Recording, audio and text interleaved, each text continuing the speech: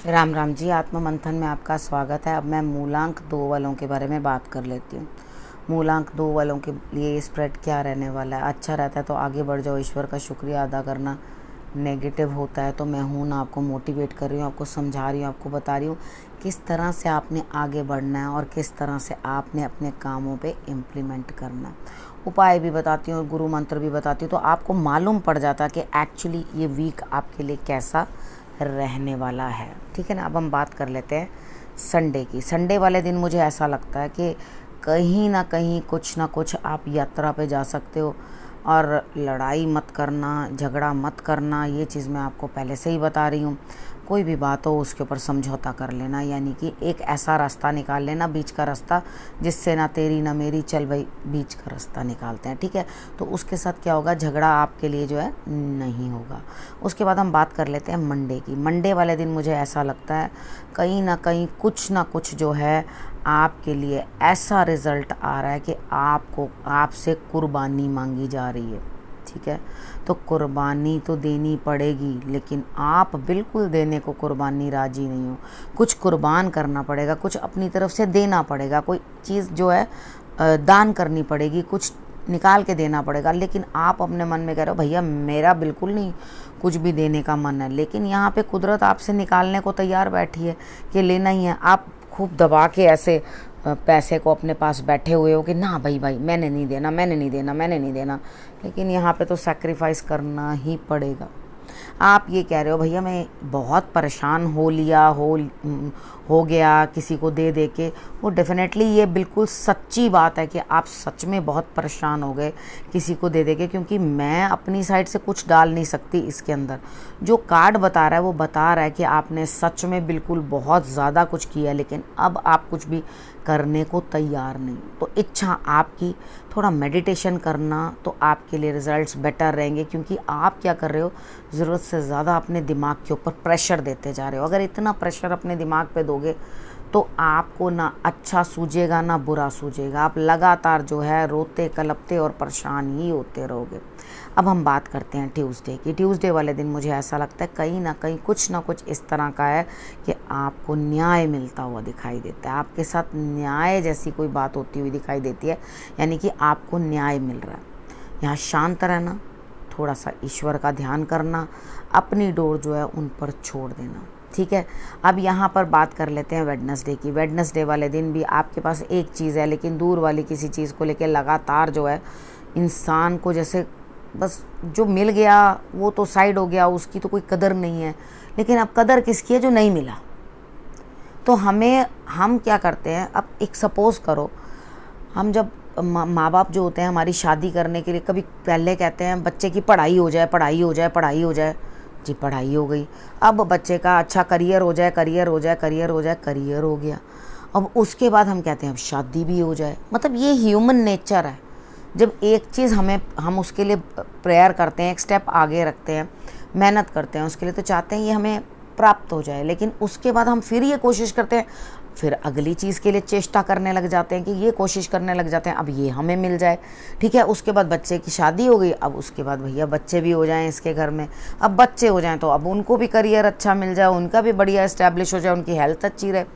तो एक्चुअली हम पूरा जीवन जो है आगे की आगे सोचते ही रहते हैं, लेकिन एक्चुअली जो हमें मिल जाती है ना चीज़, उसकी हमें कदर नहीं होती।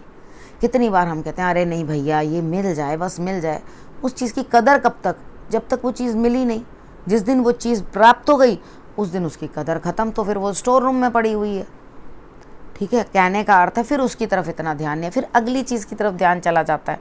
वेडनेसडे को भी ऐसा ही दिखाई दे रहा है। अगर मेरी बात से आपको समझ आई हो, यहाँ पे दिखाई दे रहा है, तो अंतरात्मा की अपनी आँखों से सच देखने की कोशिश करना कि ये ज़रूरतें, ये इच्छाएं कभी पूर्ण भी होंगी।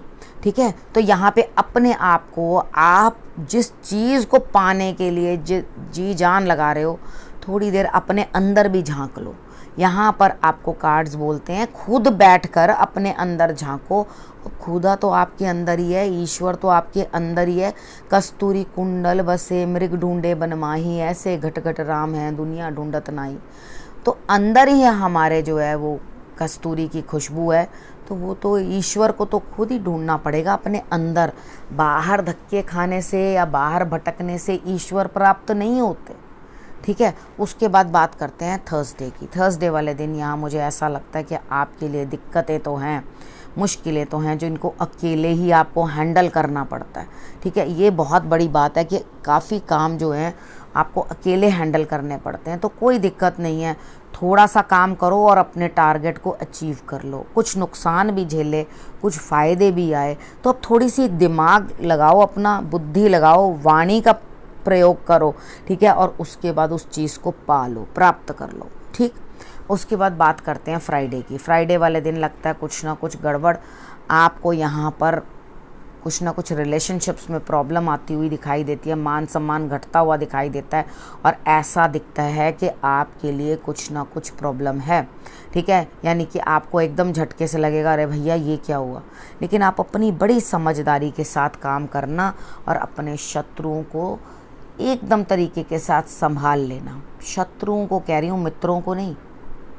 जो अपना उठ के अपने शत्रु तक का भी साथ दे देता है, उसे भी संभाल लेता है, उसी इंसान की बड़ाई होती है।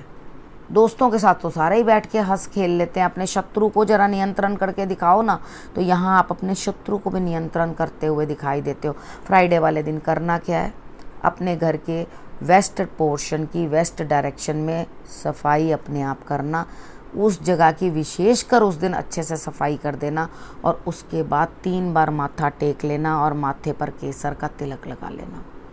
ठीक है, इतना कर लोगे तो आपके लिए रिजल्ट्स जो हैं बेटर आएंगे। अपने इष्ट को, अपने ईश्वर को फूल चढ़ा देना, तो जो नुकसान होना है ना वो उतना ज़्यादा नहीं होगा, आपके लिए लाभ हो जाएगा। यहाँ कुछ ना कुछ नुकसान होता हुआ दिखाई देता है, रिलेशनशिप्स का, रिस्पेक्ट का। ठीक है, तो आपने ध्यान रखना है। उसके बाद सैटरडे की बात कर लेते हैं। सैटरडे वाले दिन भी जीवन साथी के साथ लड़ाई है। ठीक है, कुछ ना कुछ दिक्कतें हैं, और उसके बाद जो सुलह होनी है, यानी कि आपस में जो कॉम्प्रोमाइज़ होना चाहिए था, वो भी टल रहा है।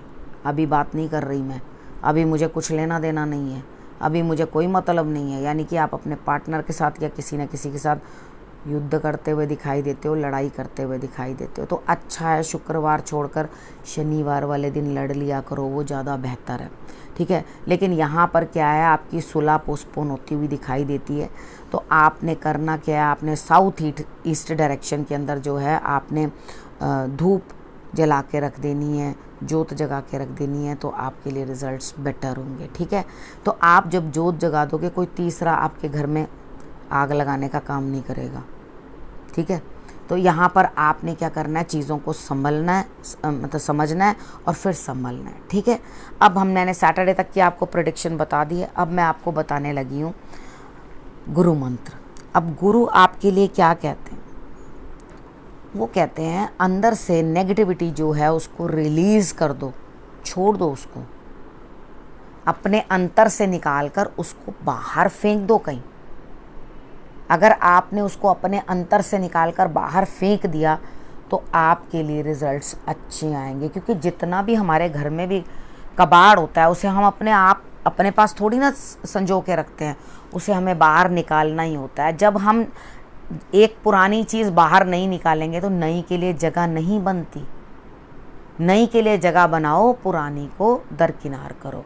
कुछ लोग होते हैं ना, नहीं नहीं ये भी मेरे इसने दिया था, नहीं नहीं ये भी मेरे उसने दिया था, नहीं नहीं वो उसने दिया था, वो उसका था, ये भी मैं रखना है। उसके बाद जितने सामानों के वो बोर्ड आए, जो पैकिंग आई, वो भी मैं रख लेता हूँ, ये भी मेरे कभी काम आ जाएंगी।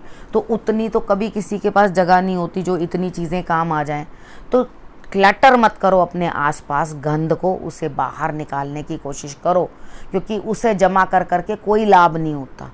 जब हम हटते हैं ना इधर उधर तो लोग फेंक फांक के बाहर निकालते हैं, उनको आपकी किसी चीज़ की कोई ज़रूरत नहीं है। ठीक है, तो अपनी चीज़ों को खुद ही डिस्पोज ऑफ कर दो, निकाल दो उनको, और अच्छी चीज़ों के लिए जगह बना लो। ठीक है, अब आपने ईश्वर और आपको क्या कहते हैं, ईश्वर कह रहे हैं कि मुझसे हट कर कुछ करने की कोशिश मत करो, मुझसे जुड़कर करने की कोशिश करो। अगर आप मुझसे हटकर कुछ करने की कोशिश करते हो तो आपके लिए दिक्कत आएगी। आपने मुझसे जुड़कर कुछ कोशिश करनी है। अगर आप उनके साथ जुड़कर रहते हो, जुड़कर कोशिश करते हो, तो आपके लिए रिजल्ट्स बहुत अच्छे आते हैं, नहीं तो आपको दिक्कतें आएंगी। ठीक है ना, समझ में आ गई ना। तो ईश्वर से जुड़ कर रहो, उनके साथ ही काम करो, उन्हें सबका पता है, वो किसी भी माला के मोती को बिखरने नहीं देंगे, माला टूटने नहीं देंगे, फिक्र मत करो। तो वो आपको संजो के रखते हैं, तो आप भी उनके जो है इशारे समझने की चेष्टा करो। अब आपने करना क्या, रखना अपने और अपने परिवार का बहुत अच्छे से ध्यान, और अगले हफ्ते मेरे आने का इंतज़ार करना है। तब तक के लिए नमस्कार।